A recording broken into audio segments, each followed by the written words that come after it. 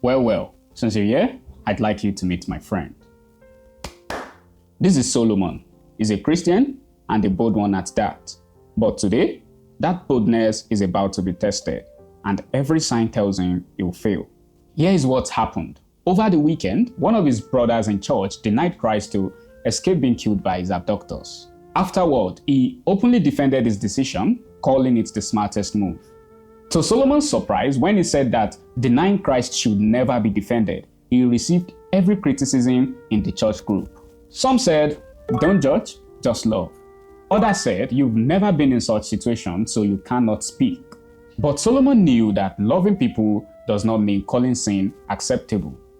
As a believer, he believed he had the responsibility to speak the truth, even when it was unpopular. The criticism couldn't silence him, the gaslighting couldn't silence him, the pushback couldn't silence him. But something else is about to, and that something is fear.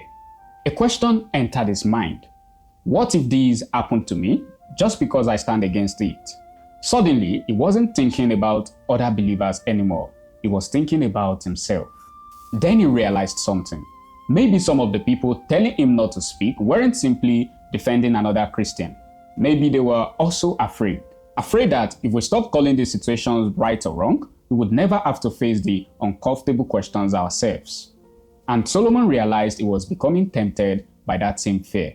Sadly, this is where many Christians find themselves today. Whenever we stand for biblical truth on difficult issues, fear whispers, "What if you fail when it is your turn?" If you've ever felt that fear, here is something worth remembering. Look at Paul. In Romans chapter 8, verses 35 to 39, he boldly declares that nothing can separate believers from the love of Christ, not tribulations, persecution, famine, danger, or even the sword. Where did that confidence come from? It certainly wasn't confidence in himself. Paul also wrote, "I can do all things through Christ which strengthens me." Philippians 4:13.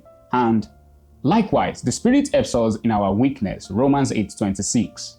Paul understood something many of us forget. Faithfulness, whether in small temptations or in the face of death, is never something we produce from our own strength. Not you, not me, not even the apostles. It is Christ who strengthens his people and the Spirit who helps us in our weakness. And this is what fear often blinds us to. So the next time fear challenges you on what is true, answer it with God's word. I can do all things through Christ who strengthens me.